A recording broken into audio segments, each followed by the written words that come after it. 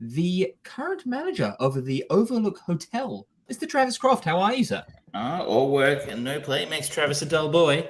I am currently not working, actually. Nicely picked up. Good film, that one. I haven't seen it again. I'm going to watch it again soon. Such a good film. Such a good film. I'm doing, other than no beer and no TV make Travis something. I'm doing well. They're coming to a tail end of winter here in Australia. You're seeing your friends over in the UK experiencing a bit of a heat wave. It's been 25 a couple of days in a row. So we've got some of that coming our way in summer, obviously. It's quite fun talking to my parents and my friends over in the UK. Shout out to all the UK people. Hello. And they're like, oh, it's so hot. How do you manage this? It's 22 degrees. Ugh. In fairness, British homes, not having spent a lot of time in Britain, aren't really built for the warmth, I should say. Aren't really built for the warm weather. They are. Air conditioning is a bit rare.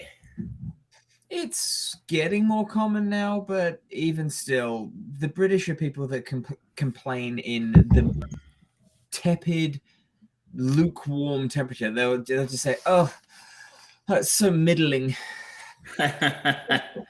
It's a national art form. It's a national sport. It really is. I was watching a TV show recently. I was described someone who was on the show as being the kind of person who goes to his holiday home in Spain and then complains that everything's too spicy and they don't have his favorite brand of British beer. Was it Watney's Red Barrel or something that Monty Python used to talk about? It's funny because it's true. Yep. I'm thinking of many extended family members who do exactly the same thing, and I'm cringing. But, ladies and gentlemen, we have got quite a show for you today. We have got our latest link in the chain movie, Suburban Commando, as picked by my gracious co-host last week. We've got our thoughts on episode 2 of She-Hulk. There is the delight for us all, the slowly coming to an end, torturous event of Michelle's life, the Trek Respective. We have some bad news on that front. We have a delay in this week's Trek Respective, so we're going back to the commercial break this week. It's a commercial break, ladies and gentlemen. I am so sorry. I was expecting and anticipating Insurrection thoughts, as well as the now famous Morse code by the blinking in Michelle's eyes. But okay, so we will have. Apologies, ladies and gentlemen. It's been a busy week, and unfortunately, we didn't get to record it. But there will be a double edition of the end. We will tie a bow around the next gen films next week. Yes. We have got some new movies to talk about. Travis checked out Elvis. I checked out a nice little movie, part of the Science Fiction Fest in Melbourne going on. Well, I think it's come to an end now, called Polaris. Travis went back to 1985 and watched Chevy Chase in Fletch. And it's not a new movie. Strangely enough, coming from 1985, it is not a new movie, and it is not a new cut of the movie. But we also have got my thoughts on Uncharted. So the latest to bat for that white whale that we both keep on talking about of video games will be the next superhero success. Do they succeed in this one or do they fail? You will find out later on in the show. But for right now, we are going to talk about our chain movie of the week, one Suburban Commando, starring I think he was always born like 54 with a moustache and receding hairline of Hulk Hogan, as well as Christopher Lloyd and Shelley Duvall. Travis, you picked this one.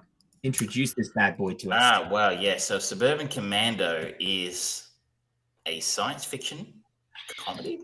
I mean, I think it's very generous using both of those. Action, comedy, sci-fi is what IMDb says. And I don't know that any of that. I think it's been generous. An interstellar hero from a distant world visits Earth and tries to fit in with a mundane yet kind suburban family. Starring the icon, Hollywood Hulk Hogan, as Shep Ramsey in the beginning of his attempt to parlay his wrestling fame into an acting career. And I think it can only be described as a massive success, that acting career. I mean, paved the way for the likes of a Rock. Pre or post Thunderlips role? After. That was in the 80s. And before this, this is his follow-up to No Holds Barred, which is in the late 80s. Yeah. With Tiny Lister.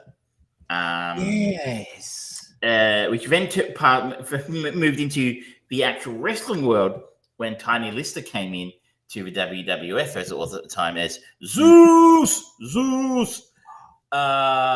was Zeus. And my God. The indestructible. Yeah. And they'll be in a series of tag matches with Macho Man Randy Savage versus Hogan and his pal Brutus Beefcake, who interestingly was a stuntman on this film. The great Ed Leslie, who just follows Hulk Hogan around like a lost puppy. And Tiny Lister, I think it's fair to say, was not a very good professional wrestler. If you're a wrestling fan, I mean, many of you may not be, but I know, George, you are. I don't know if you remember, but if you go back and watch him now, you can just see Savage just carrying Lister through. Basically, his whole shtick was punching his chest and no selling moves. Yeah. And maybe he had a clothesline or something in there. But anyway, that was No Holds Barred. And apparently, that was quite successful. So this is the follow-on to that. This script, though, was written apparently in mind with Danny DeVito and Arnold Schwarzenegger in mind. With Schwarzenegger obviously to play the Shep Ramsey character and DeVito to play the role of Charlie Wilcox, played in this film by Christopher Lloyd. Instead, Schwarzenegger and DeVito decided to go off and do Twins instead of this. Which meant this one went into turnaround and ended up on the desk of Hulk Hogan. I think they probably made a fairly good call based on the results here. So I have my first question, right? Because the blurb says an intergalactic hero from a distant world. What is Shep Ramsey? Because is he a bounty hunter? Is he a hero for hire? Is he part of a galactic police force? It's never really cleared, is it? Never quite clear exactly what it is. At the start of the film, we see an homage, a very cheap, poorly done homage to Star Wars, as the president of something is held hostage by the film's central bad guy, General Suter, as he is destroying this defending fleet of spaceships. And just generally being a bad guy with a cape. Only that Shep Ramsey, the great Shep Ramsey, it somehow gets aboard the ship and starts kicking ass and taking names. Ramsey and killing General Suter and blowing up the ship. But unfortunately, the president dies in the process. I would like it noted that this is the first time that we've ever truly, or the first time before Harrison Ford became the legendary American president, get off my plane kind of guy. This president of unknown planet and constellation of galaxies or whatever, he just casually, you know what? I've got throwing stars. As you do. It's genius. Don't think of it. I'm sure Donald Trump carried throwing stars around him quite regularly. He's more of a Trump guy. But they were probably Cheetos. But someone probably told him that they were probably high-tech throwing stars and don't eat them. It could have been a pack of Cheezels in that case. Instead of a nuclear football, it was just a pack of Cheezels. That's the rumor going around Washington at the moment. Mr. President, stop eating radioactive chips. Yeah, but we don't actually learn what role he is playing. I just assume he's kind of a space gadabout, a bit like Lone Star in Spaceballs. Lone Star. Gosh, that makes me want to like Spaceballs a lot more than this. Because he let the president, his handler, for want of a better term, contacts him after this and says, hey, the old Shep Ramsey wouldn't have let the president die. Maybe it's best if you take a break. He gets so angry he smashes the console on his ship. which somehow then just makes it necessary for him to actually take a break, because now you've broken your power console. Now you need to go and recharge somewhere. But I don't know see how that's going to fix the broken console. But logic because really has science fiction, Travis. It's science. And so the nearest planet for him to go sit out for the next 6 weeks and recharge is Earth. Which he said that the Hulk Hogan, classic Hulk Hogan sneer, and Earthlings, I hate Earthlings. You're right, we don't get a fair idea of what he does. He lands on Earth and ends up finding an advertisement on a pole for an apartment for rent, which merely has an arrow pointing in a certain direction. But the superior intellect of Chet Ramsey, he manages to track down the apartment, which is occupied by the Wilcox family. Charlie and Jenny, played by the great Christopher Lloyd, and a severely underused and wasted Shelley Duvall. It is a slightly more interesting role for Shelley Duvall. Most of us, at least for me, I think Shelley Duvall, Shining. This is why I wore this tonight. Or I think she played Olive Oil in the Popeye movie, if I'm not mistaken. So that's a tough movie to watch. I think of her as screaming and crying a lot. Like the rumor is she cried so much in the shooting of The Shining, she actually got dehydrated and passed out or something. She had no more tears left. But it's kind of interesting to see her play a slightly different role, but she's really kind of wasted it. Anyway, Charlie is kind of, I think, if we were to use modern language to describe him, he's a cuck. If this was the Joe Rogan show, that's probably what we call him. He's kind of what's the word? He's mild-mannered, might be the polite way of putting it. Yeah. We meet him. His wife is hassling him to ask his boss for a raise because they're having trouble affording things. They've got kids, life, and we see him go in to meet his boss, played by Larry Miller. You don't know who Larry Miller is by name, because I wouldn't know who it is by name, but you know the face. Yeah.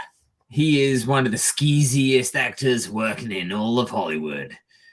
I think probably the face that I know him most from was he's in Pretty Woman. He's the manager that they suck up to at the shop. Yes. When they go, Richard Gere and Julie Roberts. But he's been in 10 Things I Hate About You and Mighty Wind and Nutty Professor. Shit tons of things. Like, he's got a massive 140 credits on his. But you got to look at his face and be like, I've seen that guy. He's got the typical, like, there's a particular niche of performance that he does, which is that kind of stressy, trying to be nice. He's played the dean and the boss a lot. He's sort of like, oh, aren't I nice? And I'm quick with my words and things like that. And I don't actually know at all what I'm doing or anything like that. He's very much like me. Us. Other notable names in here is Mark Calloway. Now, many if you're not a wrestling fan, you probably won't know that name, but that is The Undertaker. Another WWF icon, playing one of the henchmen who are bounty hunters who are sent by the bad guys to try and track down Shepherds and have sport. And Richard Narita plays a Japanese businessman. There is another very famous. Oh, very small. And I think you're gonna. My tip is she's going to be the link in our chain. Oh, see, now that was so tempting, but I've been waiting so long to get this link. Oh, but anyway, we are, of course, talking about the brilliant Elizabeth Moss playing Little Girl. It's one of their first ever roles. He has a little girl whose cat is stuck in a tree. In one of the actual more amusing laughs in the film, I actually laughed at this because I forgot it happened, and I'm like, okay, that's actually kind of funny. Yes. So it's a bit of a fish out of water story. It's Hulk Hogan, the alien mercenary, good-natured alien mercenary, it should be noted, who is trying to fit in with his mild-mannered suburban family and trying to figure out the ins and outs of life on Earth. And it's a dueling stories thing, because between Shep Ramsey and Charlie Wilcox, they learn a little bit from each other. There's that odd couple kind of thing that they're trying to go for. And they don't really pull it off. No. But, we have, Hulk Hogan teaches Charlie to stand up for himself, have a bit more confidence, and the power of being assertive. Whereas Charlie teaches Hulk Hogan to lock the doors of his garage when he goes out, because Christopher Lloyd jacks his shit more than once. He also teaches him that it's okay to say goodbye. Yes, that was an important lesson. That's hard. Amusing moments in this include Hulk Hogan harassing children in a video game arcade. If you're under 30, a video game arcade was a room with video game consoles in it, a little bit like this one here. And there were a whole bunch of them in the same room. And maybe you've seen them in movies or television shows. They still exist in Japan. And kids playing Afterburner, and Hulk Hogan just makes up his whole alternate story about photons and aliens and killing Zurg or something while he's playing it. That was kind of creepy, seeing Hulk Hogan in an arcade surrounded by children. Yeah. Otherwise, we have Christopher Lloyd attempting to beat the traffic lights. Well, that's one, but also I think you've seen where he steals. Speaking of him stealing stuff, he steals Shep's power suit, which looks like they might have borrowed. You remember when we watched Steel? It does look like they just got parts of that costume. Apparently, the guns in this were recycled from Masters of the Universe. I can believe that. And he attempts to stop save a woman who's being attacked. And he's shot in the process and fails. Those are my highlights. So it's a strong film. Travis, you're forgetting the introductory music. Oh, of course. It's a nice place to live, but I wouldn't want to visit. As I said to you today, it's a bit of a shame it didn't win the Best Picture Oscar. So Best Picture, Best Song, I should say. But you can't have it all, I suppose. You can't win them all. You can't win them all. It have to be politics. Do we honestly want to live in a world where Hulk Hogan has an EGOT? He's got Emmy, the Grammy, the Oscar, and the Tony.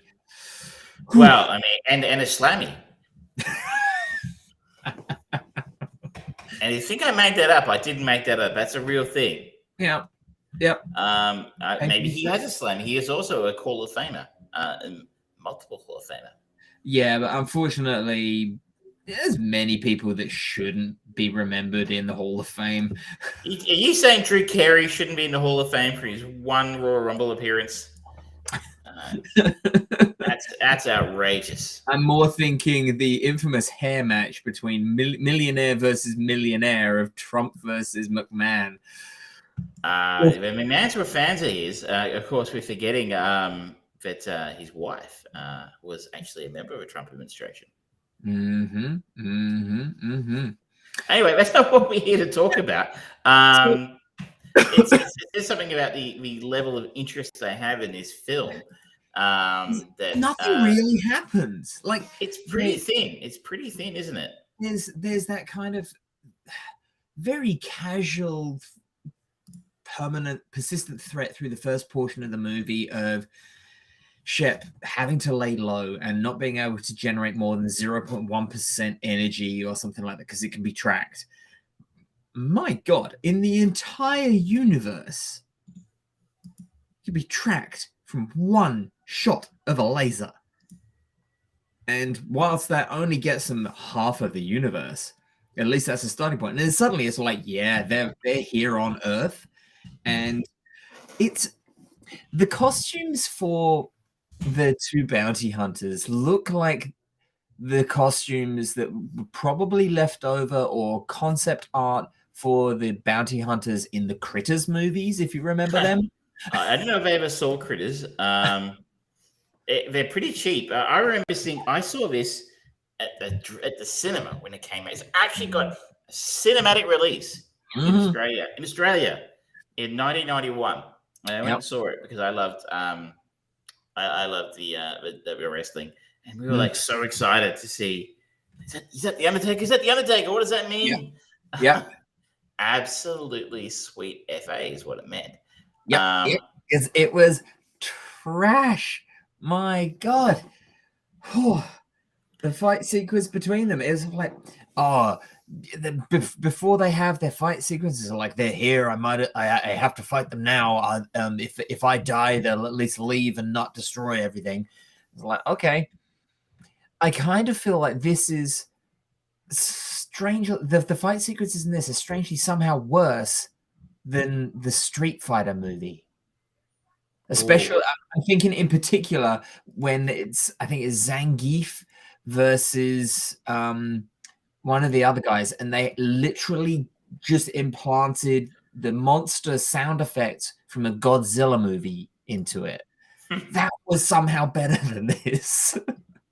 It's pretty bad. Then again, if you've ever seen Hulk Hogan wrestle, it's one of those things. The guy's charisma somehow got him over the line, but he wasn't a great performer by any stretch of the imagination. And there was a feud between Hulk Hogan and The Undertaker in the early 90s, and it wasn't great. But this is sort of led to Hulk Hogan retiring from wrestling is to kind of pursue this acting dream.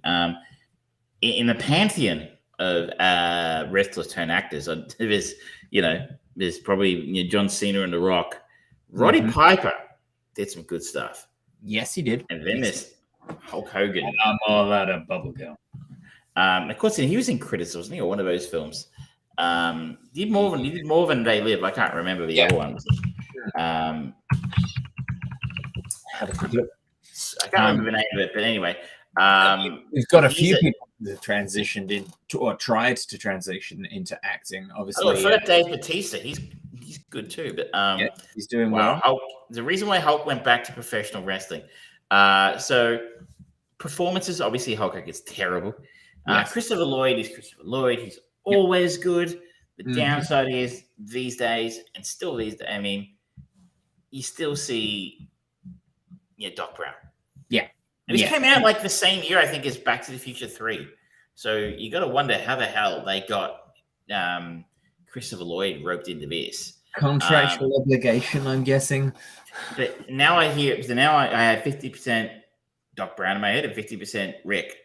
When I see Christopher Lloyd. The strange thing about that, though, is this is his character in this. It's overall, whilst it's Rick was so very obviously inspired by Doc Brown, and this is Christopher Lloyd. This actual performance is more along the lines of what the fuck's the dad? What's his name in Rick and Morty? Jerry. Yeah, Jerry. He's more like Jerry because he's kind of pathetic. He's very Jerry in this. And as I said earlier and alluded to earlier, Shelley Duvall completely wasted in this. Very little screen time for such a highly respected and well-known actor. But she's kind of interesting in this, the few roles. She's more of a dominant sort of wife sort of role in this. In a sense, she's kind of really pushing the husband to trying to go out and do better. But there's also the scene where he comes home after a rough day at work and she's like wearing big hair and like a silk negligee and stuff to try and cheer him up, only for him to go, "Not now, honey." And you're like, oh, good Lord. But it's very rare to see sexy Shelley Duvall, but we saw it here very briefly. The complete waste. Larry Miller is sleazy and slimy as you want him to be. So I enjoyed his performance. At one point, he's trying to keep some Japanese investors entertained overnight while waiting for Charlie to turn up with some blueprints when Charlie's actually out fighting aliens. Yeah. And he's doing to keep them entertained for the duration of a night. It seems like it's overnight or something. He's talking about Japanese movies and like Mothra and he's just going into a Japanese movie trivia.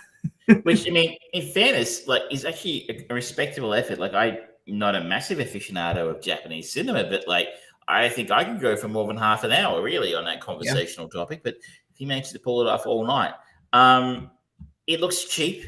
It looks super cheap. So I alluded to it earlier. They recycled weapons from a shit movie. from 5 years earlier in Masters of the Universe. The space battles look terrible.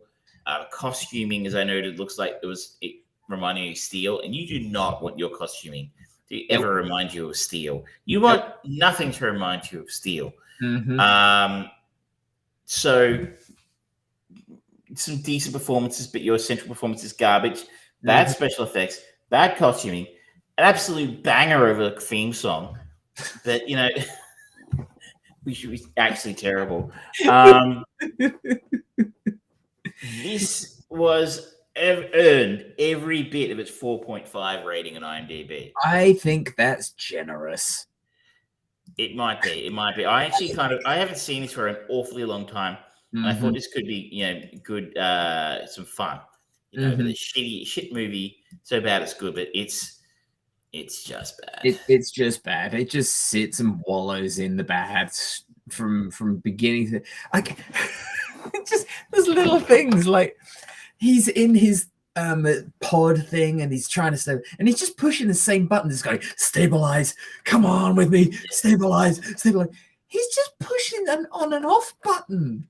He's not doing this or anything. It's just a fair point. But obviously, maybe it's computerized because, you know, turning it off and on again.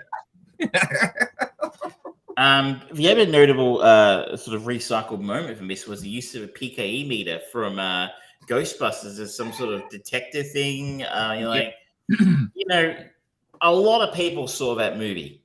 That was what, 7 years before this. A lot of people saw that, and there was a sequel a year before this was the Ghostbusters sequel. So, it'd be a bit like, you know, someone picking up a lightsaber and using that in a separate movie as like a serving spoon or something like that. And no one's going to know, right? Like, we fucking know. This one's sunk beneath the waves, and wow, the world was better for it. Yes, it did. I could apologize to you for doing this, but you know, we run the gamut from, you know, from really high quality, you know, the good, the bad, and the ugly, to this kind of dreck, to the really painful. But you have the keys if there's nothing else you would like to talk about with this film. No, we have given this far too much oxygen as it is. I am finally taking us to a movie that I have wanted a reason to go back and watch for so long now. And this one is a bit of a shout out to Siren Divine because she hasn't seen it. And because too many people these days have not seen it. It is based on one of the original classic board games. I'm talking about Clue, ladies and gentlemen. Clue! We're following Christopher Lloyd to 1985. And Clue. This is a comedy, crime, mystery thriller, according to IMDb. 6 guests are anonymously invited to a strange mansion for dinner, but after their host is killed, they must cooperate with the staff to identify the murder as bodies pile up. It may sound similar to last week's chain movie of Murder by Death, but this one's a bit special. Not only has it got Ellen Brennan in it. Hopefully significantly less racism in this one. Don't quote me on that one. It is that particular time of year, but it has got Tim Curry playing Wadsworth the butler. It has got Madeline Kahn, Christopher Lloyd playing Professor Plum. It has got Michael McKean. It has got Martin Mull. Who else? What are the other big names in there? There's not too many other big names in there right off the top of my head. But it is, more than anything, this is a movie where you have to stay to the end of the film because of the pure energy that we see Tim Curry delivering in the last 10-15 minutes of this movie. My God, that man was legendary. Was he still alive? But he is very much wheelchair bound and I think suffering from dementia. I mean, he's not well, but just be honest, he's alive. He's not a performing actor, is my this is true. Though I would just like to say that this will finally allow me to link to a Katherine Heigl film. What have I done to us, ladies and gentlemen? What have we done? No. I changed my mind. We'll follow Elizabeth Moss. Abort! Man. Pull out. I already have an idea. It was many opportunities with an actor like Tim Curry. And Michael McKean, of course, is also prolific. Spinal Tap, baby. And the story is written by John Landis. In his hot streak. Yes. John Landis doesn't make good films anymore. No. we won't mention. I mean, he's made some great films, but it's not mentioned. I know exactly where we need to go, because the director of this is none other than Jonathan Lynn, who made another classic movie, Nuns on the Run. I'm sorry, I have the keys next week, and we'll be going straight to Blues Brothers 2000. You really want to hurt me? No, I'm joking. Some things even I won't do. Anyway, that's next week. That is next week's Clue, based on the game known in Australia as Cluedo. But, we will use your American terminology if you wish. Do you want to talk to us some about Polaris? Yeah. So I took my associate. I don't know whether she wants me to reveal information live on the internet. But we went and we checked out the science fiction film festival that was going on in Melbourne, and we checked out a movie called Polaris. Now, Polaris, probably, if you know anything about the name of Polaris, you probably know about Polaris Star, or I believe that there are a couple of movies called Polaris, but this one is a brand spanking new one from this year. It is directed by Kirsten Cardew, who I don't know any of their work. They've not done too much. But this is a really interesting movie, and IMDb have got it right largely in their tagging of this one. They have just labeled it as an adventure. I think it is a disservice to have this as part of the sci-fi film festival. Yes, it is set in the future, in a post-apocalyptic world, but science and the traditional kind of bells and whistles of a sci-fi movie are very much not present in this. We were discussing about this movie as we left, and it's definitely more of a fantasy / kind of fairy tale in some ways.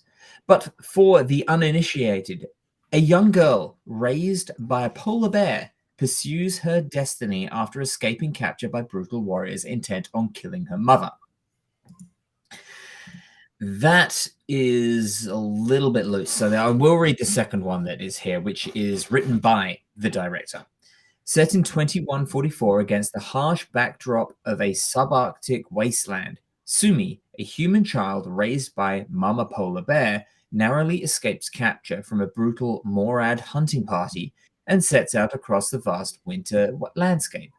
When Sumi stumbles across Frozen Girl, an unlikely friendship is formed, and together they race ahead of the vindictive hunters towards the only guiding light Sumi knows, the Polaris Star. This is a really interesting movie. It is stunning to cinematography. Number one, the first thing that you kind of notice within the first 5 minutes of this, they are filming in open snow. So the logistics of filming in snow become apparent. If you walk through snow, you're going to leave a fucking trail. But every scene that we see, unless it is a specific route that the hunters take, Sumi and the mother polar bear are going through fresh snow. And that logistically is mind-blowingly brilliant how they did it, whether they digitally removed it or they just strategically shot around any previous takes or anything, or if they just rehearsed and rehearsed and rehearsed. I don't know. But the fact that Sumi, played by Viva Lee, who never heard of before, has been in a couple of other things, particularly a Deadly Class, which I think is a Netflix thing. Oh, it's on Sci-Fi. She certainly seems to be doing a lot of her own stunts. I don't know for sure, but certainly stumbling in the snow and rolling. That's going to be a hard environment for a young girl to be dealing with, because not only is it literally working in the snow, but you're trudging through snow that was up to her knees at a lot of the time, and she's rolling around in it and fighting. She's being covered in cold water constantly. That's not going to be comfortable. The other things that I would like to talk about with this are the production value is really strong in spite of it clearly being on a minimal budget, and this being a real good textbook example of shooting to effect So rather this than is estimated to have a $2 million budget. Yeah, so they use every single dollar of that. It would not have been cheap to keep the minimal amount of actors, maybe 20, 25 people perhaps throughout the whole production, settled, and the rest of the production team in a snowy condition. I don't know where it was filmed, but it was beautiful. It felt like a wasteland. It's supposed to be North America, potentially. Well, it is made. It's the country of origin is Canada, so There you go. Yeah. Oh, that's right. Yeah, I did see. It was funded by Quebec. It just uses its environment, and it uses minimalism to excellent effect. The warriors and the hunters that are going around have got a little bit of kind of the Mad Max kind of world aesthetic to their clothing. Like, there's one of the hunters has got this like massive metal horns that they have on their head, and they drive around on these scooters. But narrative storytelling of the world is also really good. Like, there's a sequence where Muriel Dutil, who I don't know, but she is one of the main female. There are no males in this whole movie that we are made aware of, at the very least. She is one of the first friendly people that Sumi meets, and she's doing this kind of ice fishing. And she pulls out a fish, and we see little bits about the development of the world, because the fish has got two fins, two tail fins.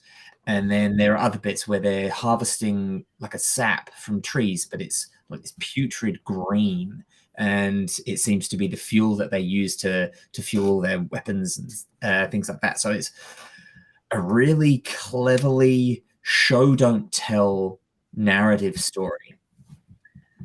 The best thing about this is Viva Lee in her performance as Sumi, because she doesn't talk. She communicates like a young polar bear cub, because she's been brought up with a polar bear.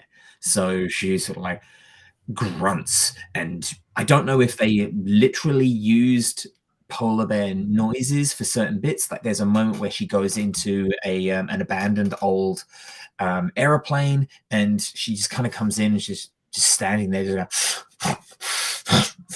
and making those kind of really aggressive sniffing noises, trying to sniff out food or a threat or anything like that. And the way she verbalizes when she's tried to call out to Polaris and to her mama and things like that, it's really impressive. She really shows so much emotion and pathos and energy and connection throughout her performance that it's like, wow.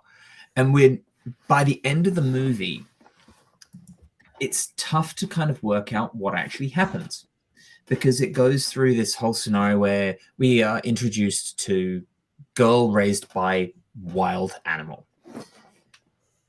Girl is taken by humans. Girl escapes humans. Girl finds survivor of a spaceship? Question mark. Girl has unusual powers. girl and spaceship girl head to try and find safe haven following the Polaris star, which has apparently some connection to the girl because she's got tattoos on her hands, and one of them is a symbol of it looks like possibly like a Polaris space station symbol or something like that. Is never explained. Myself and who I watched this with, we weren't entirely sure whether it was really intelligent storytelling of having a human person play literally a young polar bear, or if it was a human raised by a polar bear not knowing how to engage. But what happens at the end then makes it feel like a fairy tale. I think it tries to go a little bit too far with its story. I don't necessarily want to know the answers because it was just an interesting ride that I went on. I don't know if I can really recommend this to the layperson, to the average person who just wants to go and watch an interesting movie, because you're gonna come out of this thinking and going, oh, what does that actually mean? What is it actually telling us? What is the actual story here? I think a lot of it is up to interpretation, but I think it's a bit of a loose science fiction retelling of the classic story of the Big Bear and Little Bear star systems that we see in the night sky. And it's just done in a really interesting way. I would say if you have an opportunity to see this streaming and it's relatively cheap, definitely worthy of throwing some money at it. Production and performance, fantastic.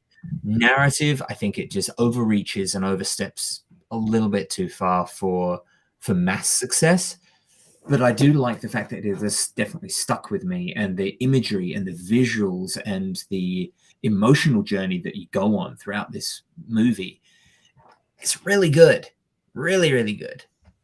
So it sounds like maybe a director to keep an eye on then. It sounds like she's got a lot out of her $2 million budget, and maybe a star to keep our eye on as well in yeah, Eva Lee. Definitely. But it's such an interesting little kind of movie that doesn't outstay its welcome. It is unafraid of kind of showing its limitations as well as pushing them and just letting you question them.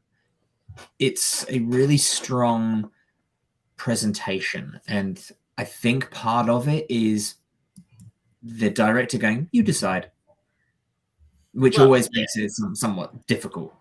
That's it's a classic move for an indie film, really. So we don't have an ending. I don't have to write an ending.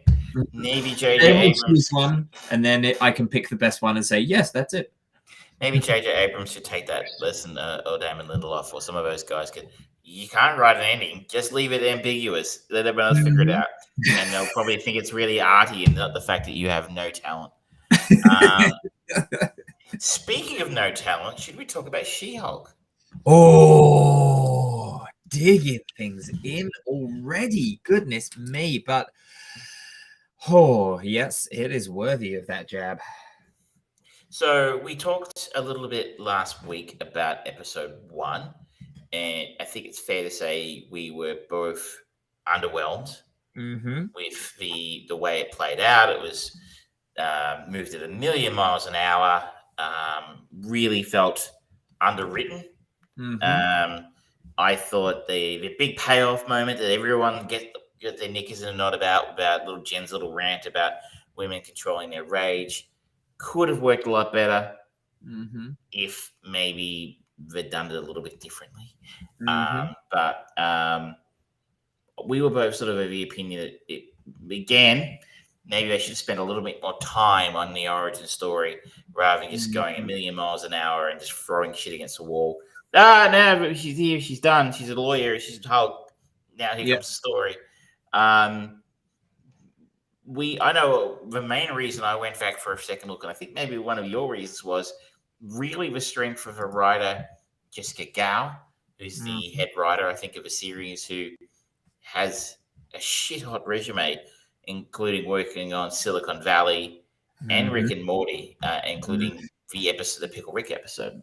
And I think Michelle and I decided to watch it this week. I think one of the main motivations was someone who wrote such a great episode, some really fucking great episodes of Rick and Morty. She's got some serious talent. Maybe it was just they just said, Marvel said, we need the origin story done in half an hour. Please hurry up and get that. Maybe it'll start to pick up from here on out. I'll say this.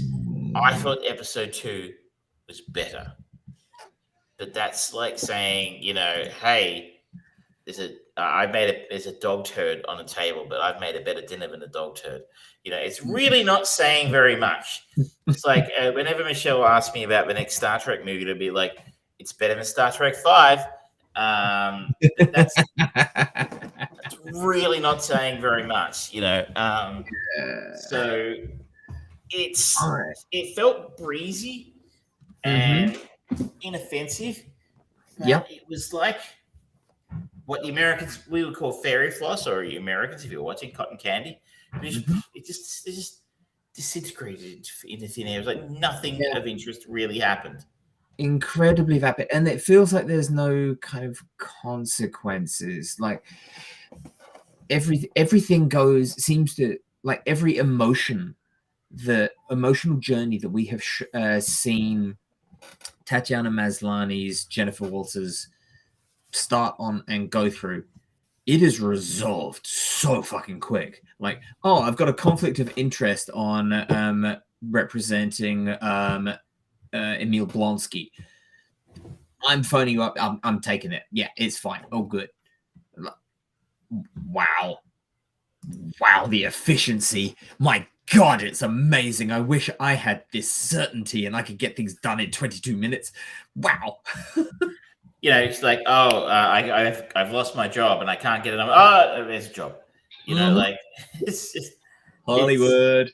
Can I take someone? You gotta have your best friend work for you as well, because she totally would have got fired because you got fired. That's how these things work. And you are not lying. This is a 28-minute episode. And about 6 minutes of that is end credits. It's really, really brief. And I found myself thinking at the end exactly what you always says, like, it's your TV station. You own it. You can make as many episodes as long as you want. And I'm not saying we need to be an hour each. Like, I think the new Game of Thrones show has really long episodes, but that's super long form storytelling, but you get 35, there's no network, no commercials, you can make it 37.12 seconds, whatever, you can make it as long as you want, but 22 minutes, it was over before I even knew it. I was just starting to get into the story, and it's over. And that's 9 episodes this season. That is 2 that have been completely wasted, have not contributed anything to the central. I guess the plot's going to deal with Abomination and Emil Blonsky somehow, I guess, but it doesn't really set up a whole lot yet. So no, we're now, as I'm trying to say, we're 2 episodes in and we still don't really know what's going on in this series.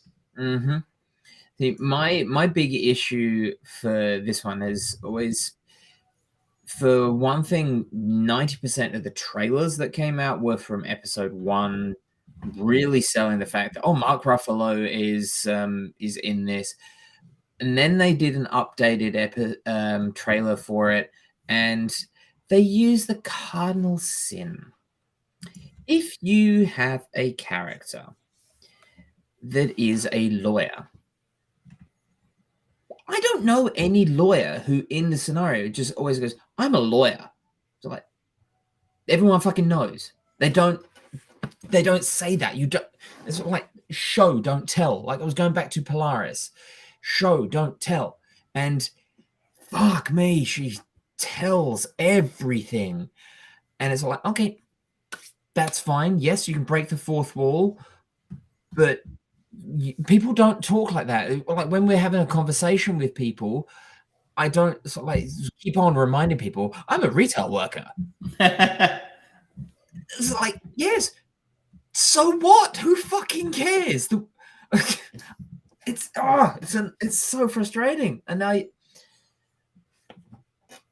don't understand what the point of this show is beyond them very heavy-handedly making every single guy a stereotypical shit guy. The only nice guy has been the guy that turned up in She-Hulk's office with the sort of like, oh, here's a plan to the nicest toilet to take a poop in. Yeah, I thought that was. I mean, I must say, Michelle laughed at that gag, and that was like the only laugh that happened, I think, in the episode. It was like, oh no, the other one was the very obvious Silence for Lambs reference. Yes, which is actually a really badly written joke. Yes. So I'll come back to that in a second, but yeah, you're right on that front, and it's even the Hulk's kind of being played up as like he's some sort of asshole for no reason. He hasn't done anything to her or anything asshole-ish. At least not in this series. Sure, he destroyed a city or two, but who hasn't done that on a bad day? But it's like I said this after episode 1. It felt like Wonder Woman 84. Where they did that in that film, where literally every man in the show movie was a fucking prick, but in the most comically, caricaturish way of like what a sleazy 80s man was like. And you're like, yeah, I'm sure it sucked, and like I'm sure there were a lot of pricks around, but like they weren't. No, everyone's a jackass. Like, not everyone's like that. I mean, surely you should show a mix. I mean, it's just lazy. To go, we're going to make a feminist superhero show, and the best way of doing that is to make every guy a fucking asshole, so everybody really remembers. And it's like the episode of The Simpsons where they have the Poochie episode. Whenever Poochie's not around screen, everyone should be walking around going, "Where's Poochie?" You can't people forget that men are assholes, and this show is about that. So it's comically terrible, but. There's the scene in this week's episode where she visits Emil Blonsky in prison. She's being led down a corridor by an African American guard. I guess it says like, don't stand behind a yellow lane. Don't approach the glass. Don't touch the glass. And I'm like, Silence of the Lambs right there. And then 30 seconds later, he gets into the room with Emil Blonsky. She makes a reference to a nice Chianti, and I'm like. It's a really badly written joke. The time for the reference to that would have been straight after he does that, when we're all at home going, we're all making that connection going, it's a Silence of the Lambs reference. Don't touch the glass. Don't approach the glass. And then she would have been gone, oh, is he going to serve me a nice Chianti? And you're going, that's a joke. But that 30-second lag in between the actual Silence of the Lambs reference and her making the joke, it just says everything to me about how badly written this show is. It's lazy. They didn't need her comment. She could have just, that would have been a perfect fucking moment for her to break the fourth wall and go, we're all thinking the same thing, right? It would have been more fun. I'm not familiar with comic books, and I know she breaks the fourth wall in the comic books a lot. Apparently it's her thing. But maybe if you wanted, a more interesting way of doing this show might have been, what if it was like The Office? Like, this is a faux documentary kind of style show about a lawyer who just also happens to be a Hulk.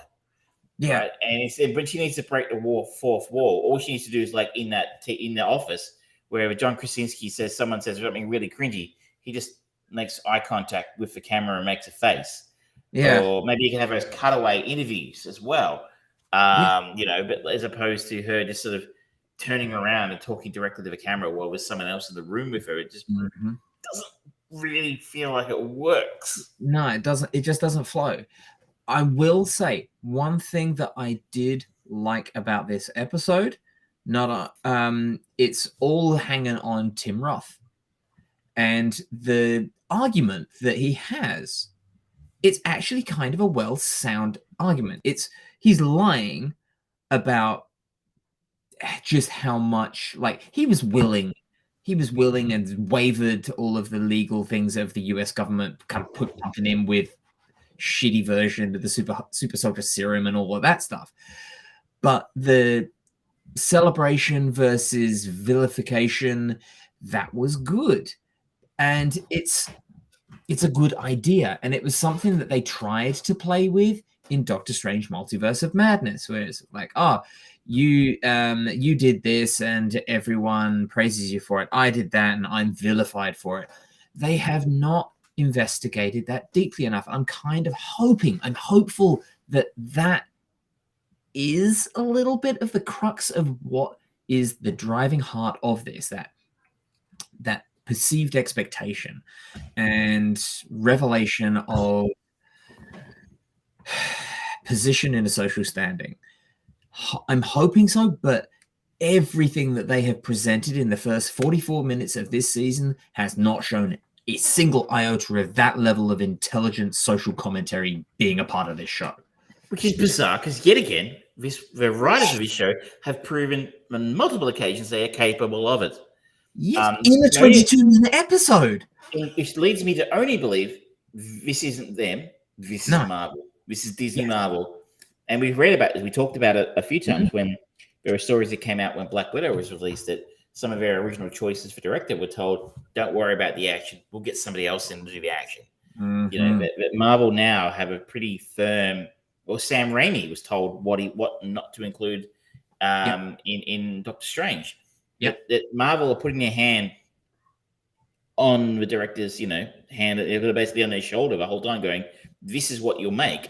And if Sam Raimi is getting told what to make, then the people behind how do most people have any hope?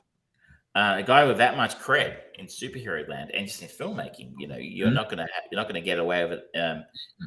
Pretty much anybody's not going to get away with it unless you somehow Quentin Tarantino came in and landed a Marvel film.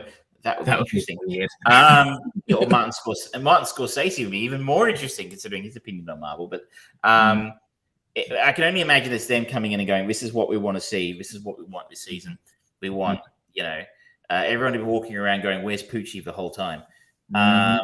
Because that's kind of what's happening. It's kind of so cliched and lazily written.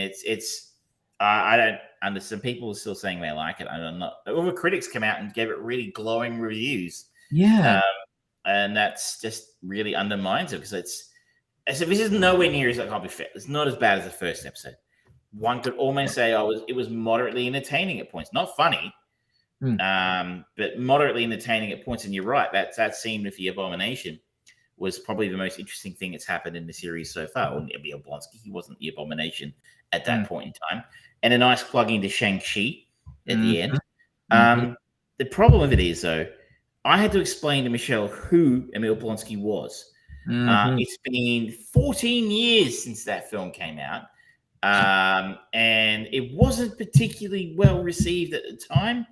I don't think it did very well, if I'm not mistaken. I mean, it didn't do, typical. I think it was actually predates Iron Man.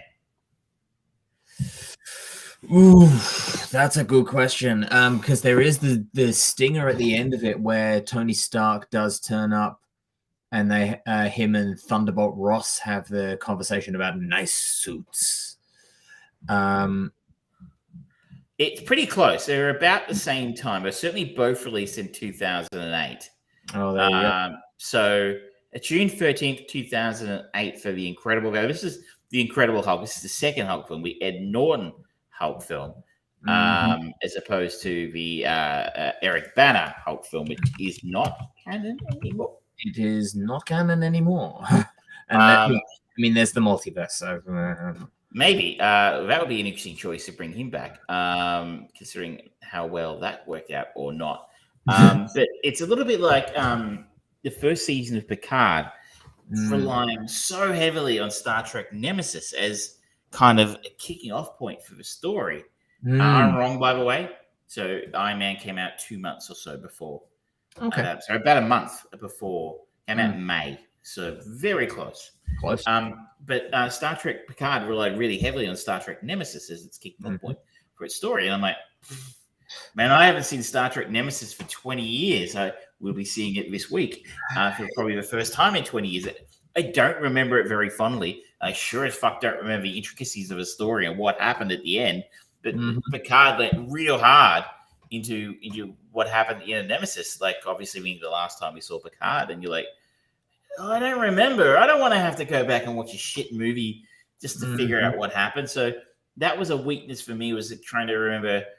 He turned into a Hulk thing. Why did he turn into a Hulk thing? I don't really remember why he became the Abomination. I remember he was a soldier. Yep. And then stuff happened, and then he became a big monster, and he fought the Hulk in the end, and he lost. That was kind of all I remembered. And they sandwich so much inorganic conversation into that. They have Emil Blonsky literally go through who he is. Jennifer Walters would already fucking know that. And it's like, oh, Emil Blonsky, Russian-born, British-raised, on loan to the U.S. Army, special black ops to track down. It's like, okay, yep. That is exactly what Thunderbolt Ross fucking says in the movie. So they've just taken the dialogue. It's boring. It's lazy dialogue. And at least in the movie, it was put in a sequence where it's like, I got you one wild card for this. It's actually really good. And it gave it his performance of Emil Blonsky credence, because it's like literally listing his credits and successes. In this, it's like, again, people don't go around saying, I'm a lawyer. I'm Russian born, British raised. And it's like, you're a soldier. Just fucking say that. Okay. Whatever. And then having Mark Ruffalo's go, oh yeah, I was a completely different man back then. It's like, I understood that reference. Will you go back for another one?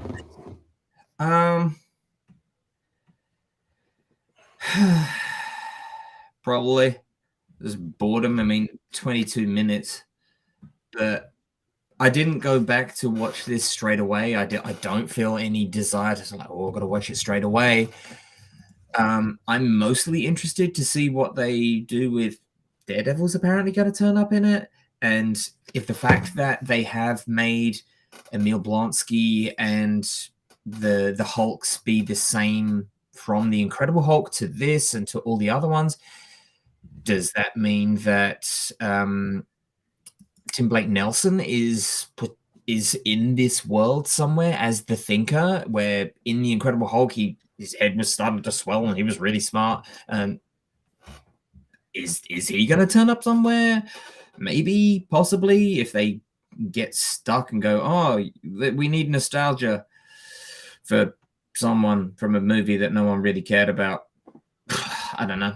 And no one remembers. Like, I literally 14 years ago, I do not remember it. It grossed half as much as Iron Man. So that's a weak point if you're going to lean hard into that. That's even more homework for everyone to do. But we've probably spent as much time as exists in the episode talking about the episode.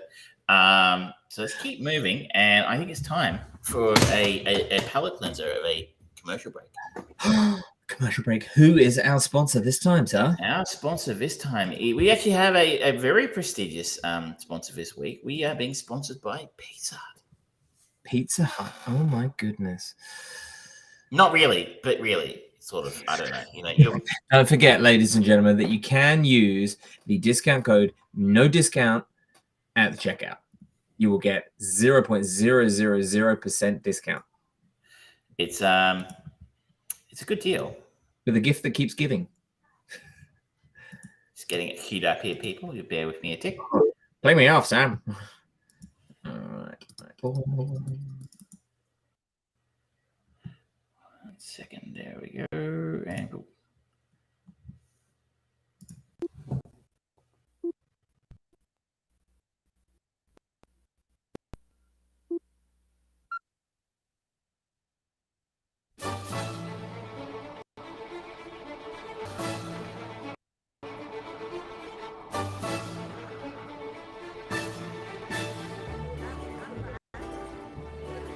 Это Горбачев. Горбачев? Это из-за него у нас в экономике бардак. Да благодаря ему у нас новые возможности. Это из-за него у нас Политическая нестабильность. Да благодаря ему у нас свобода, Полный хаос. перспективы. Политическая нестабильность. Да благодаря ему у нас есть Пицца-хат. За Горбачева! За Горбачева! Sometimes nothing brings people together like a nice hot pizza from Pizza Hut.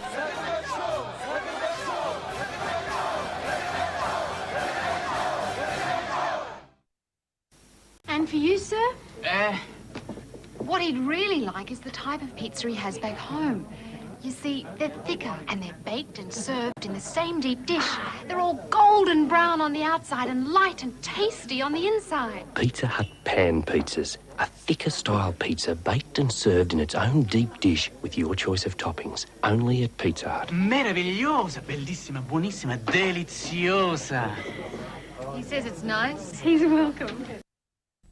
Товарищи члены партии, мы должны все как один приложить максимум усилий для достижения нашей...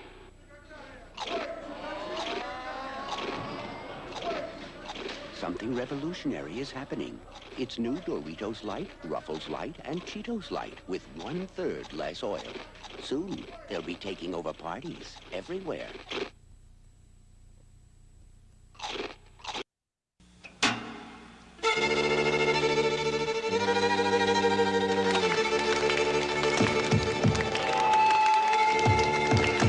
Pay attention, please, thank you. Is next day there? Very nice. Is next evening there? Very nice. Having no choice is no fun. That's why at Wendy's, every hamburger isn't dressed the same. You'll get your choice of fresh toppings, fresh tomatoes, fresh lettuce, fresh onions, cheese, bacon, and more. Having a choice is better than not. Is next swim there?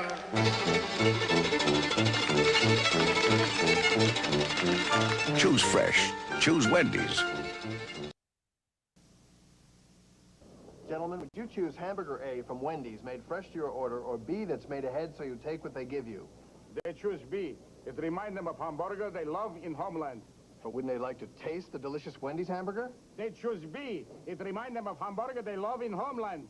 But they seem to prefer A. What, are you deaf from hearing? They choose B. Most teams prefer fresh hamburgers like Wendy's, where you get the best burgers in the business. If a pizza with 3 toppings costs $10.99, what would I pay for 6 toppings? Well, $10.99. The reason is... It's Bigfoot! It's the Bigfoot Big 6 Pizza. Get our special 6 toppings for the 3-topping price of $10.99. Are you sure you're the Pizza Hut guy? Bigfoot from Pizza Hut, a legendary value. Marvel Comics X-Men video packs are at Pizza Hut just for the holidays, so hurry and get your claws on them. Dougie! Dougie, how are you, mate? Good. And there's your 2 large pizzas at $16.90. Beautiful. So, how's about my tip? Always put your handbrake on when you park your van, Dougie. Ah!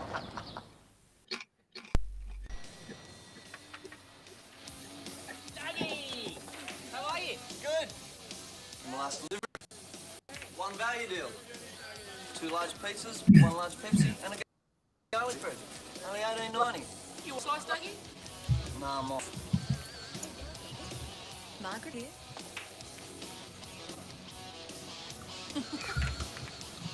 I'll lock the van. $8.90 value deal. 131166.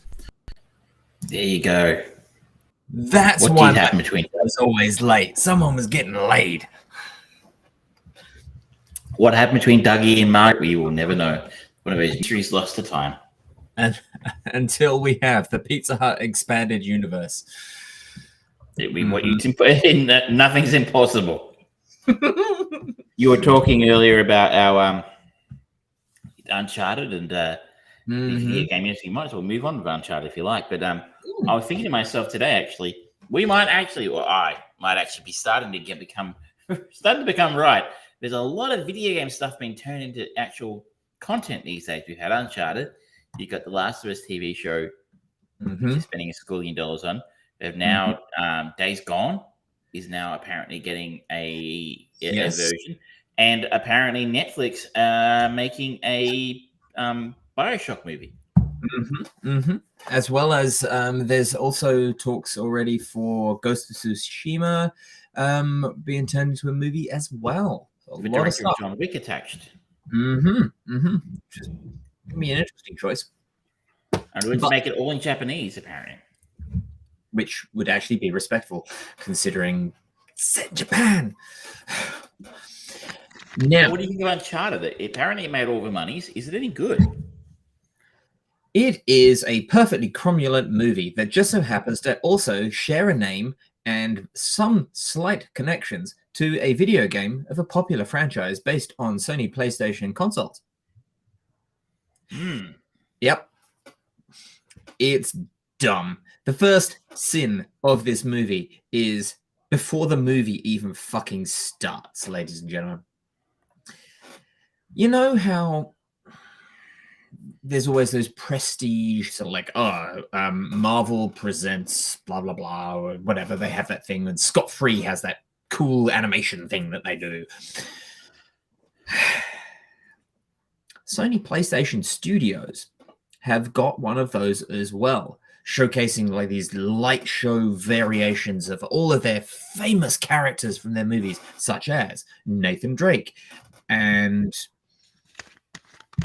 Astro Boy, Kratos, and others. Why? They didn't need to fucking do that. This is exactly what happened to fucking Universal when they released The Mummy and had the Dark Universe thing before. It's like, no, don't try and push this as a franchise family or house or stable of movies when you haven't even had one success yet. Just fucking have Sony PlayStation Studios, nice and simple, get into the fucking movie, please. I digress. Moving on to this film. This is a movie that stars Tom Holland and Mark Wahlberg as the two main big names that everyone will know, with the casual villain of Antonio Banderas. The rest of the cast, I do not know. I haven't. Not familiar with Emma Stone's work? Emma Stone? Emma Stone isn't in Uncharted. Oh, sorry, wrong. I was thinking the wrong film. So, there's Sophia Ali, who plays Chloe Fraser, who is a character from the movies, from the games. She's been in Grey's Anatomy, Truth or Dare, The Wilds are her most known things, and I haven't really watched those. The only one that I did know briefly is from Sabrina on Netflix, and that is Tati Gabrielle, who on in Sabrina, she played Prudence Knight. She was also in The 100. But beyond that, I don't know who she is. Stephen Waddington. The name that's that's kind of it. Nolan North has a cameo, and he's the voice and motion capture actor for the Nathan Drake video games. He appears on a beach and has a throwaway line of just sort of like, "Oh yeah, that happened to me once." Funny. I see what they did there. Did you play the game? I did. Don't like them. Or games, I should say. There are multiple. Yes, there are tons of them. They are boring sponge enemies. Average story, not my cup of tea. I can understand why people like them, but they are, for video games, what this is for movies. This would be a perfectly fine, relatively enjoyable even movie if it just tried to be a modern day treasure hunting movie that didn't keep on trying to remind you, oh, we're based on something else. because Mark Wahlberg has got a bit of a patchy career when he comes to performances. He's actually kind of good as Victor Sullivan, who is the fatherly figure for our young Nathan Drake, who they're all somewhat grifters. They're all kind of looking out for themselves, trying to get that big score, whilst they all hunt for lost treasure. So here is the synopsis. Street smart Nathan Drake is recruited by seasoned treasure hunter Victor Sully Sullivan to recover a fortune amassed by Ferdinand Magellan and lost 500 years ago by the House of Moncada. Yeah. It's so average. It's painfully average. Tom Holland has shown that he is actually quite charismatic. He is a very good Spider-Man, and he has delivered some good performances. Like in The Heart of the Sea, he's quite good in that. Mark Wahlberg can deliver good performances. Antonio Banderas can deliver some good performances when he wants to. They're not given anything of real note or weight to do in any of these, so they're just having a cruisy time, being shipped around, having a little bit of Ocean's 11 style escapades of heists thrown in with some heavily CGI doctored action sequences that uncomfortably look too close to QuickTime movie events than actually sort of like daring do of stuntmen or organic action sequences. And is it kind of going to evoke an Indiana Jones vibe? Is that kind of the vibe you think they're going for here? No, not really. That's the kind of launching point for the franchise of Uncharted, is like, oh, what if Indiana Jones was modern day or something like that? But it's even the games, you don't really have that Indiana Jones kind of feel to it.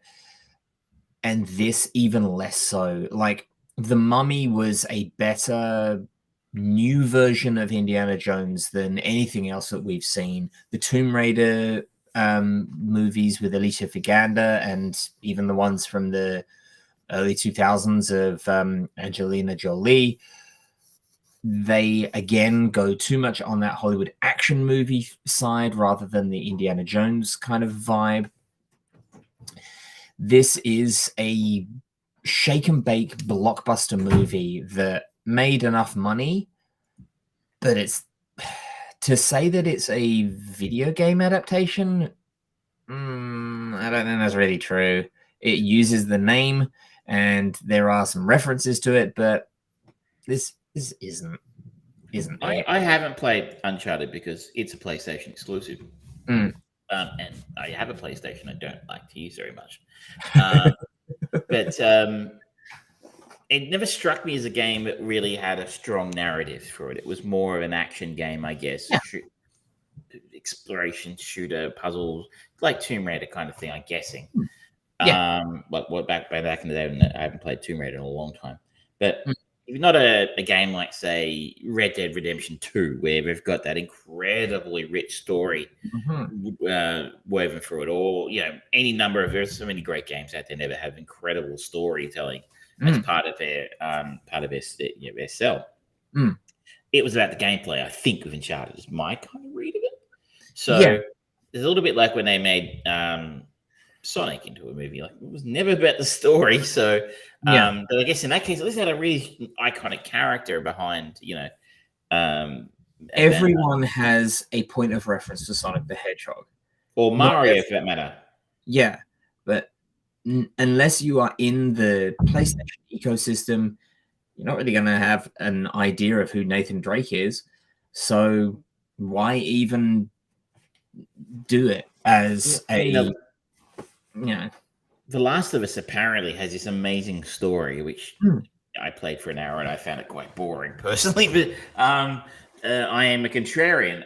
But apparently their story is incredible and everyone loves the story of The Last of Us. So, that kind of made sense to see that. turned into a film, and sorry, TV show has been turned into, and it'll be fascinating to see how they stick to that story when they get to it, because good Lord, they always love to fiddle around with these things and change things unnecessarily. It's always strange that they've chosen, I guess they look at franchises with big built-in fan bases. Mhm. But you know, I don't understand why there's so much good writing out there. I mean, again, we talked a second ago, BioShock apparently also has an incredible story. I never really got into the game a lot myself. But I could see even in that game, but it's got an interesting story. Fallout, they're doing a Fallout TV show for Amazon as well. And I'm like, I don't know about that. The story's never been that great in the Fallout games. It's about exploration. It's, well, at least with the Fallout, it's an interesting world, and there's interesting kind of ideology of that world. So you could come up just with a unique story set in that Fallout world, and that is your launching point. You go off and you do your own thing, but there is this is from X Vault or Y Vault that were in one of the previous games or something like that, or there's particular side character or something like that that they meet with. For Naughty Dog, the creators of the Uncharted games and the Last of Us games, they have really pushed the envelope on making blockbuster games. And the Uncharted games are blockbuster action movies that you play. And they do that, they present that really well. It feels like you're playing an action movie. Whereas The Last of Us feels like you're playing a really deep, richly engrossing story episodically as you progress through.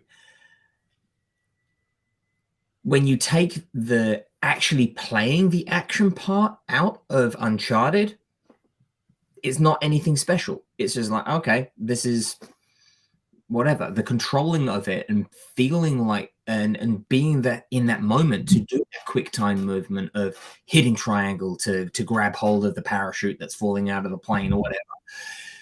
That feels good because you have actually got the agency of it. In a movie, you don't have that because you know they're not going to fucking kill Tom Holland. Whereas with a story-driven and narrative-driven game like The Last of Us, they did that so well, and they put you in control. I wonder what's the point of moving that story, which was told so well, to a TV show. It's going to be interesting. I guess the thing is that if it's got a good story, that can carry you through a viewing experience, because you can get invested in the characters and what happens to them, and so on and so forth, as opposed to like the sell for Uncharted was, you get to be John McClane in this game, and you get to be Rambo or whatever, the action hero, playing for cool action sequences and doing the cool action things in a story we've seen a million times. I'm guessing The Last of Us has a fairly unique or original story that should be able to drive your people's viewers' interest in the show, because the gameplay in that game was terrible. So I assume it was the story that made people love it so much. And so that, I think, is understandable that they've gone with that one, because like, again, it's a Sony exclusive. So if you're not in the Sony ecosystem, which in fairness, a lot of people are, but if you're not, you don't get to enjoy it. And so there's a whole audience of people out there they can potentially rope in. Well, the thing with going back to the Uncharted movie is everything about it. There's anything that's particularly bad. It is perfectly fine. Ruben Fleischer, who's the director, he's the one who did Zombieland, he did Gangster Squad, he did the first Venom movie. He is good at having that whimsical fun in his movies, which is sorely lacking in so many blockbuster movies. They like to take themselves so fucking seriously. This doesn't necessarily take itself seriously, but the constant fucking reminders of, hey, this is a video game. Hey, this is a video game. Like, shut the fuck up. Just tell a story. And anytime it gets remotely interesting as a why Nathan Drake chooses to follow someone who keeps on fucking stabbing him in the back because it's a heist movie. You've got to have a double cross on a double cross on a double cross on a double cross. You son of a bitch, I'm in. It's sort of like, come on, put some heart into it as well. Tom Holland is good enough to sell you that. He can do it. Give him that, and give the audience that, because then they suddenly feel like they are invested in this version of Nathan Drake and not going, oh yeah, I still would have preferred it if they'd got Nathan Fillion to do an older version of Nathan Drake, because, you know, he did that short film and that was really cool and it had all the references and everything like that. It was good.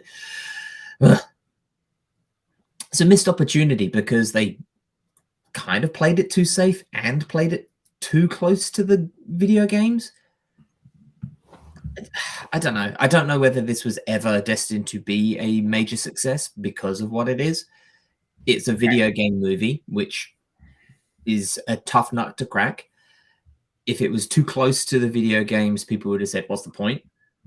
If it was too far away, they would have said, well, why are you calling yourself that? So it kind of decided, all right, I'm going to go somewhere between those two.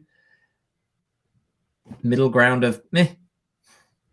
It made $400 million globally on a $120 million budget, so that's a reasonable success. It's a success. As I said, it's enough that they've now apparently Sony are going exploring Days Gone as a film, which is a significantly less successful, I think, game franchise, but about zombies or something. I think. Again, Sony exclusive, didn't play it, but I am coming closer and closer to becoming correct. We just need one of these to really go large, and every video game that had a half decent, had sold a couple of copies of a half decent story, you know, will be hot property. Only 10 years for it to happen. Don't know what you're talking about. Super Mario Brothers movie is older than 10 years. They've been trying to crack that nut for a long time. Or Double Dragon, for that matter. Oh, don't say that name.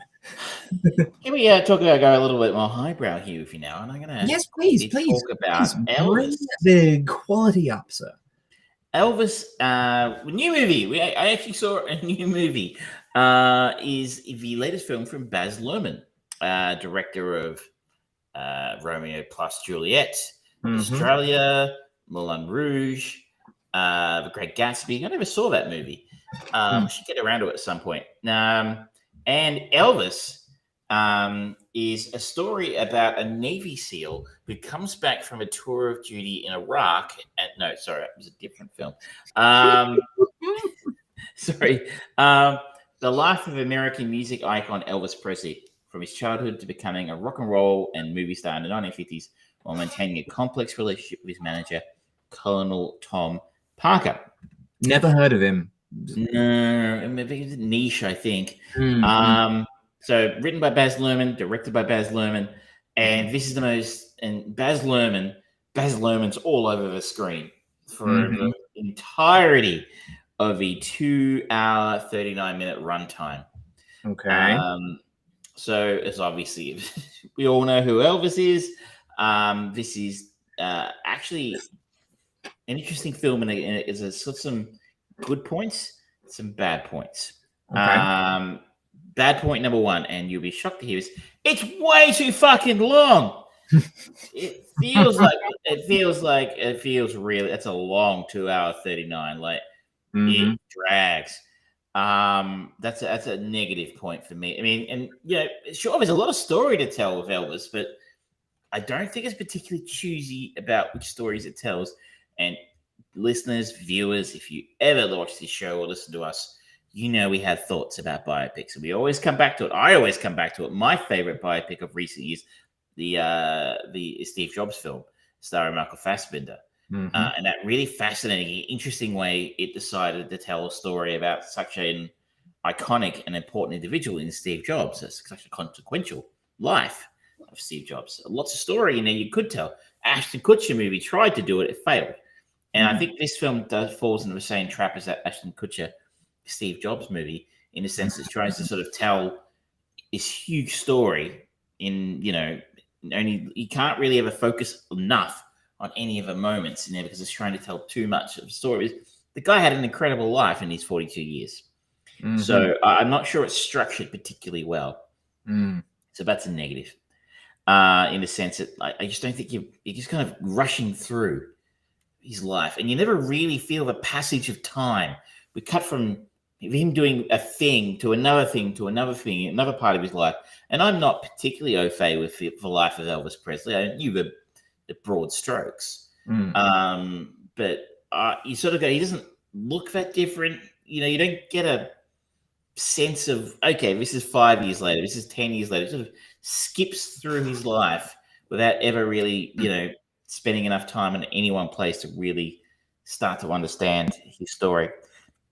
Because Austin Butler, who plays Elvis, he's a very young, handsome-looking man. Do they age him or anything? Yeah, a little bit. I mean, he does start to move up. They just not a lot though. Like maybe it would have been something in a different film. We might have had a newspaper headline or something like that. Telling us, or maybe a screen 5 years later, 10 years later, or something like that. There are so many ways they could have done it, but I found myself going, oh, okay, this is obviously significantly later. But I don't really, a lot seems to have happened. But I don't really understand what's happened because I don't know Elvis's story that well. You've mentioned Austin Butler, and he is the biggest tick in this film's, yes column, like the good stuff column. Austin Butler is fucking incredible in this movie. Okay. I am not familiar with him as an actor before now. I know he's done a few things. He was in I have seen him in Once Upon a Time in Hollywood. He played Tex Watson, actually. And now once I realized that, I was thinking, oh, yeah, he was actually quite good in that. But it was a fairly small role. But he's amazing as Elvis. Like, he does a lot of the early Elvis performances. Apparently, there's some sort of copyright snafu, which meant that they couldn't use the recordings of Elvis in the film. Don't understand what they are, because I believe this had the families, the estates, tick off approval. But anyway, so a lot of the early Elvis performances, that's him singing, in addition to him dancing and moving like Elvis. I mean, we've all seen footage of Elvis, the archive footage, and he inhabits that character. He fucking is Elvis, for all I know. To the point where at the end of the film, in the final credits, there's footage of Elvis, live footage of Elvis. I think it's his last ever performance. And you're like, is that Elvis? Oh, he looks weird. Because you've been watching, you so believe Austin Butler is Elvis. You almost start to believe that's what Elvis looked like. Seeing the real guy afterwards, you sort of forgot that's what he actually looked like. He deserves, in my opinion, an Academy Award nomination for this. I think it'll be a fucking scandal if he doesn't get one for this, because he's amazing, especially considering they gave the award to Rami Malek for Bohemian Rhapsody. He was pretty good in that. But Austin Butler holds this film together, and I hope he saw a chiropractor after this movie, because he fucking carried this thing on his back all the way through. Because the other negative, and I go back to the negative column here, is I think maybe the worst performance of Tom Hanks' entire career. So Tom Hanks plays Colonel Parker. Obviously, for those who aren't familiar, he was famously Elvis's manager, and famously wasn't a colonel, wasn't a Tom, or wasn't a Parker. That was a fake name. He was Dutch, not American. I think it was at some point later it appointed an honorary colonel of the Louisiana Guard or some bullshit. And later it came out he actually exploited Elvis significantly throughout his career and was very sketchy, his management practices.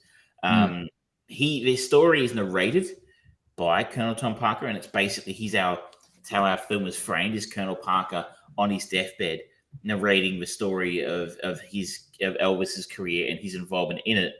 From his perspective. But he took like 50% of his earnings. Holy shit. And in the end, took a Vegas run. It was supposed to last a few weeks, and turned it into a run that lasted years, where Elvis was basically locked in to do these performances in Vegas to pay off Parker's gambling debts to the casinos and mob people in Vegas. So he's kind of the antagonist of this piece is Colonel Parker. And Elvis really does come across as a very sympathetic figure here. You do kind of walk away going, wow, he really did get taken to the cleaners by the machine and the personification of a machine. This is Colonel Parker. But Hanks has these ridiculous facial prosthetics on to make him look like Parker. I must admit, I'm not particularly, I don't know anything about him. I should actually Google a photograph of him while I'm talking now. But the facial thing, it took 5 hours to put on every day. It looks, yeah, I guess he looks a bit like him. But it looked ridiculous. It really did. It looked like something from the 90s.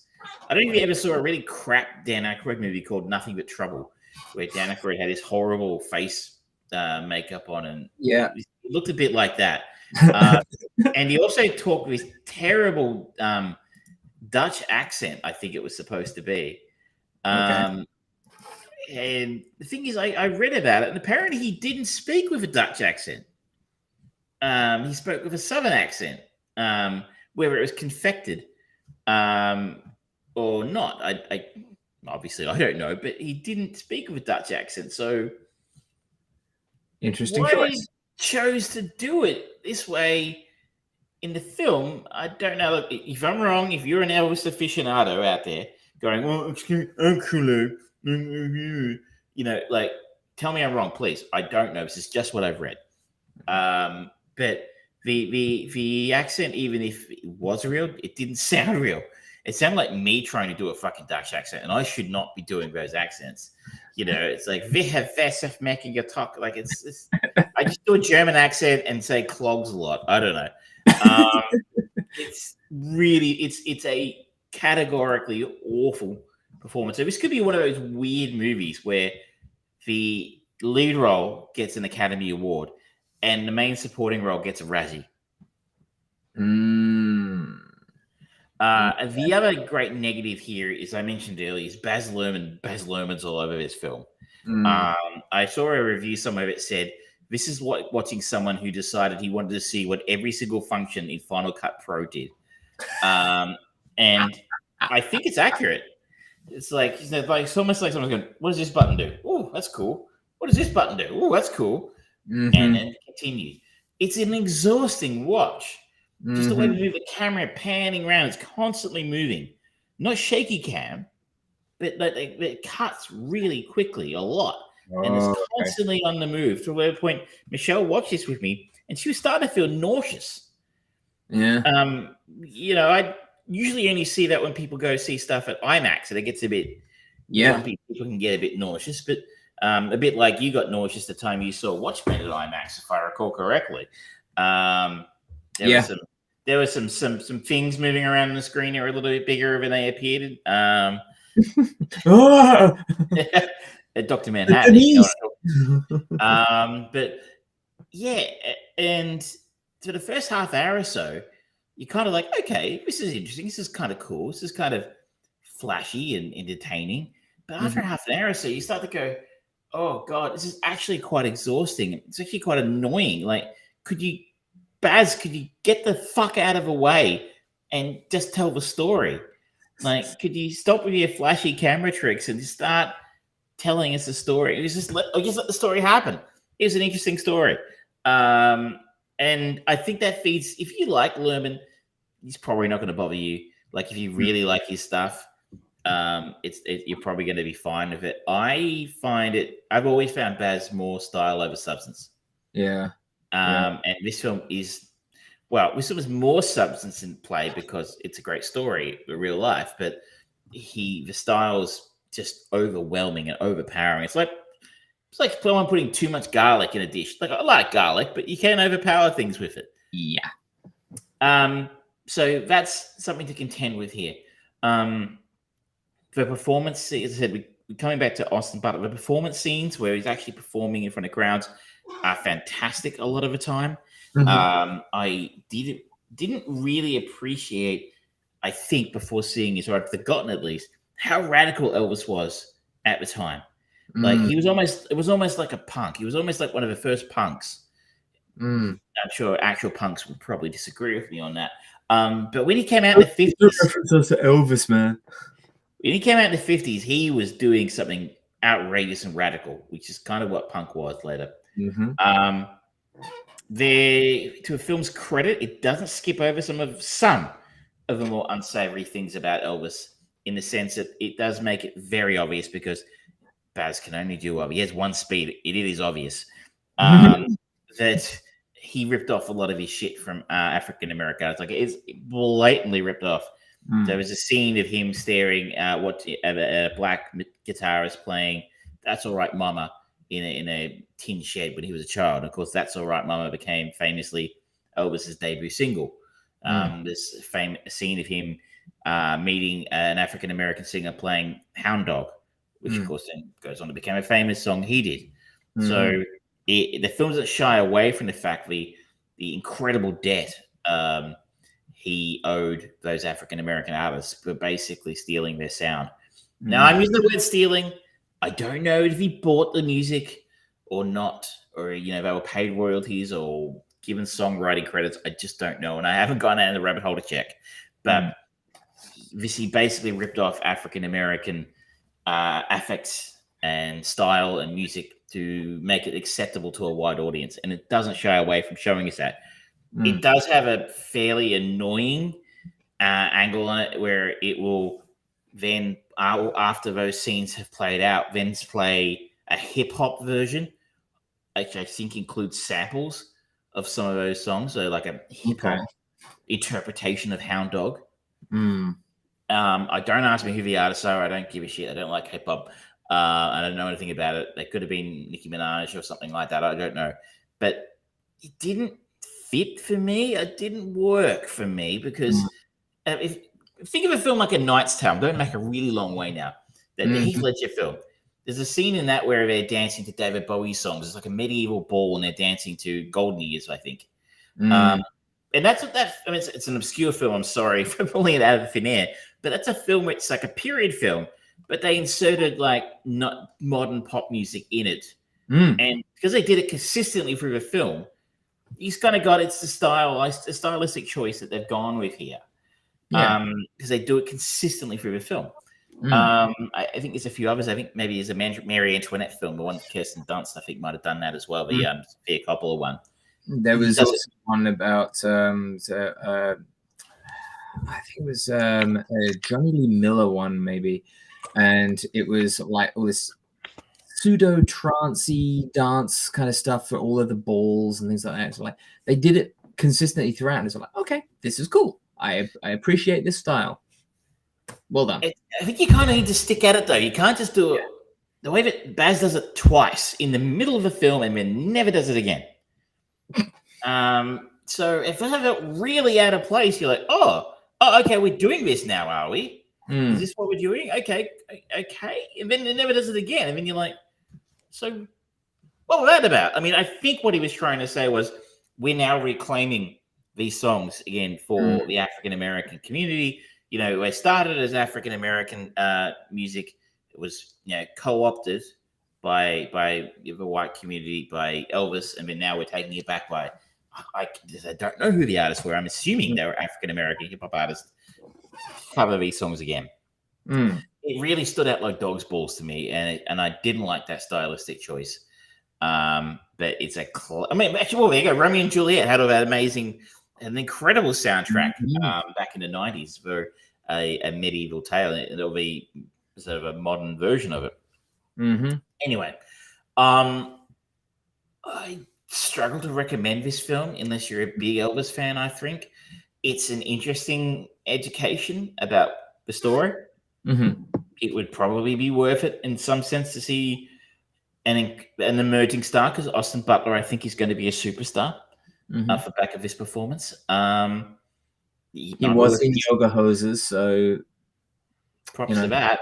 He's going to be he's going to be in a new Apple TV show, which looks really sexy, called Masters of the Air. He's going to be in Dune Part 2, so I think he's going places You could be worth seeing it to see one of the worst things Tom Hanks has ever done. Tom doesn't really do bad a lot. I have seen him do the Lady Killers.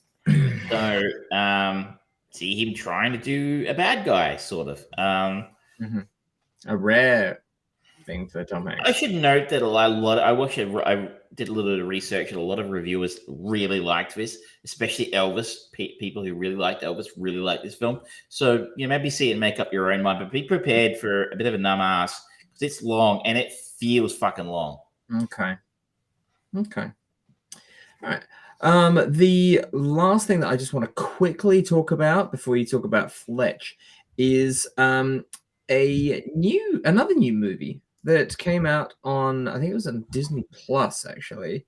It's called Princess, or The Princess. And it's got a few people in it that we know the faces of, like Joey King is the lead princess. She's the main character. And you've probably seen her pop up in TV shows and movies occasionally. Olga Kurylenko is in it. She was a Bond girl. And then the other people that are definitely more into it, Dominic Cooper is the main villain. He obviously has been a young Howard Stark. He was in The Devil's Double. The Devil's Double, which was fantastic. For lack of a better descriptor, this is what the synopsis says on IMDb. Is when a strong-willed princess refuses to wed the cruel sociopath, she is kidnapped and locked in a remote tower of her father's castle. With her vindictive suitor intent on taking her father's throne, the princess must save the kingdom. Yeah, this is also kind of a medieval Die Hard, which is kind of cool. And it's actually kind of fun. It's dumb fun. Don't get me wrong, at all. And the action sequences are good to dumb fun in that very safe spectrum. They don't go to great or anything like that. But it has that very simple thing, and it just delivers that fun, die-hardy element to it, where it's her versus a slew of bad guys that have basically taken over the castle, and she's trying to save her family. Simple story. Joey King does really quite well. She's got a solid track record for the performances that I've seen her in. She's always delivered well. She's never been given anything particularly meaty or really serious to do that I've seen. But she's strong. It looks like she's doing a lot of her own fight choreography and things as well. Olga Kurylenko is typically vindictive as the henchwoman of a sociopathic bad guy. Dominic Cooper chews the scenery suitably. Everything is perfectly fine. It is rather entertaining. I recommend it if you want something just to have in the background and just occasionally have cool fight sequences and action sequences. It's pretty good. Pretty good. I've not even heard of it. So it just came and went like a fart in the wind, and it's now resting on Disney Plus. And yeah, it's a solid little movie. I think Netflix would be looking at that and going, "Oh, I wish that we could make solid films like that." I mean, I be honest, and I haven't seen it, but the reviews aren't good. It's got a 43 Metascore, so I don't know. It sounds exactly like the kind of thing Netflix makes, frankly.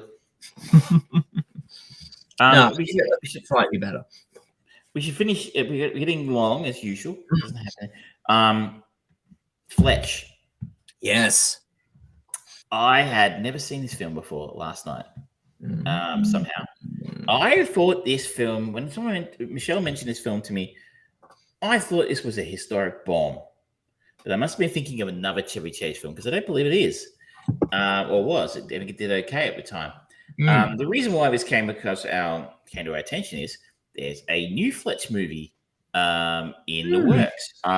It's coming out like next week, I think, or in the next couple of weeks. John Hamm? John Hamm playing a role of Fletch called Confessed Fletch. I don't believe this is based on the Kevin Smith script that was kicking around about 6 or 7 years ago. Yeah. I know he was trying real hard to get that Fletch thing off the ground. He's not listed as a writer on this one, unfortunately, for Kev. And John Hamm, interesting choice.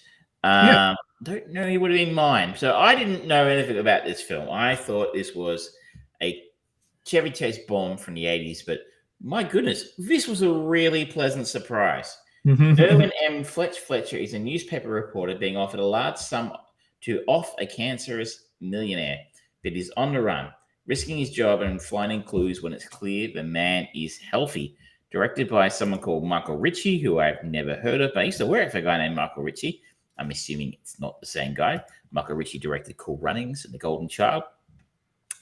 And Chevy Chase plays Chevy Chase, a sarcastic, quick-witted, quippy, highly intelligent smartass. This is peak Chevy Chase. This is peak Chevy Chase, and this is what made me think when I was like, after watching this, I'm like, really, John Hamm? He's going to be doing a very different version of Fletcher, because I was sitting there thinking, I don't think anybody could do this like Chevy Chase. Like when he was at his peak, like this, or National Lampoon's Vacation, or I know it's not really well remembered. I really like Spies Like Us. I was just thinking that. A funny movie for me. I liked that. No one did dry, sarcastic quips, but with explosions of accents and characterizations, quite the way Chevy Chase did back in the 80s. The only person I can think of who might have been able to pull it off once upon a time might have been Jim Carrey, but not anymore. But so Fletch plays a reporter. He's undercover, if you will, pretending to be a junkie on a beach, trying to get to the core of a story about drug running taking place around that beach.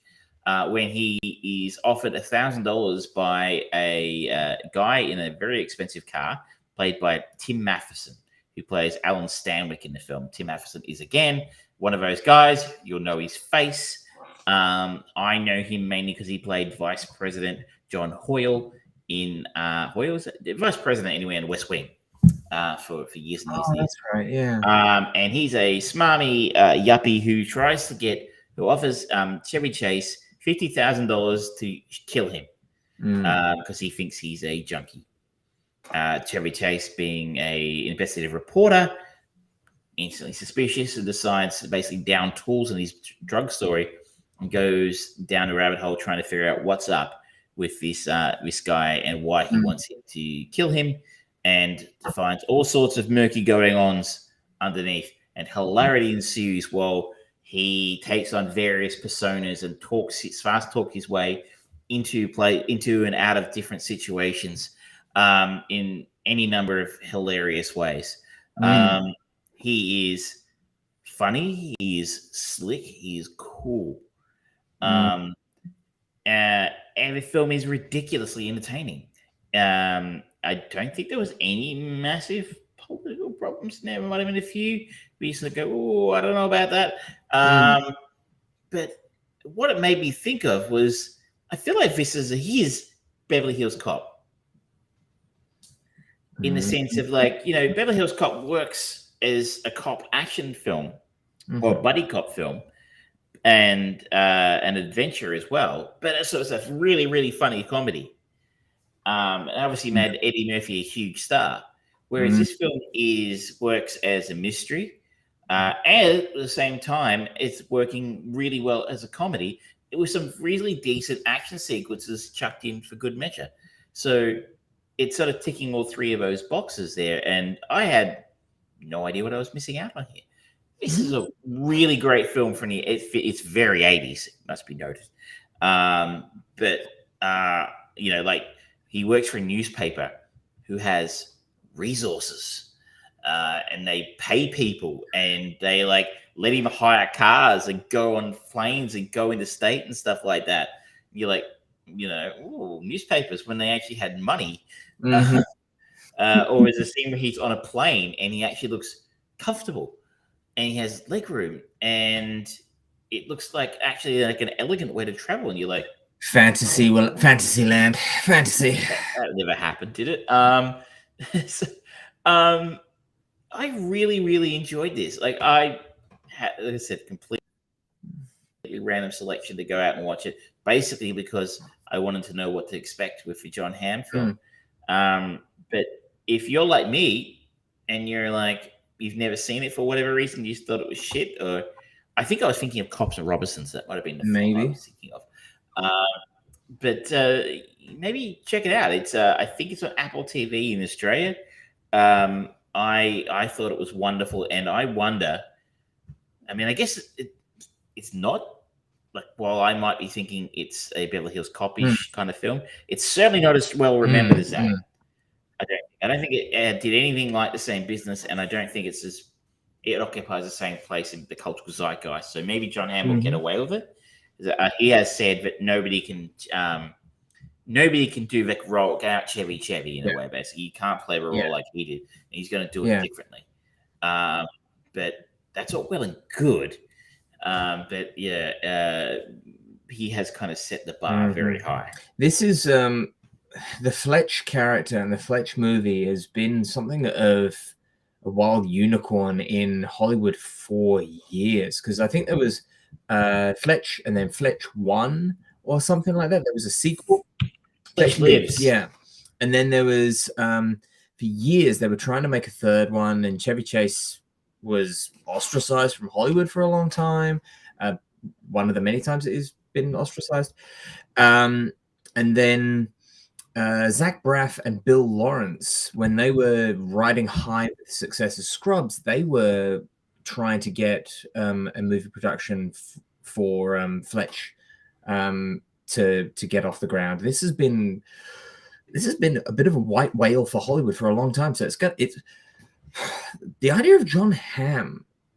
I like John Hamm as an actor. He has got some interesting range. Like the character that he played in Baby Driver was very different to a lot of the other stuff that he's done. But he's certainly not someone that I think of even remotely close to the borders of the kind of shit that Chevy Chase did in his performances or any of his real movies. So it's an interesting one. As I said, I've heard that John Hamm isn't going to try and recreate the role. He's going to try and do things his own way, which is a smart call because, as he correctly said, you can't.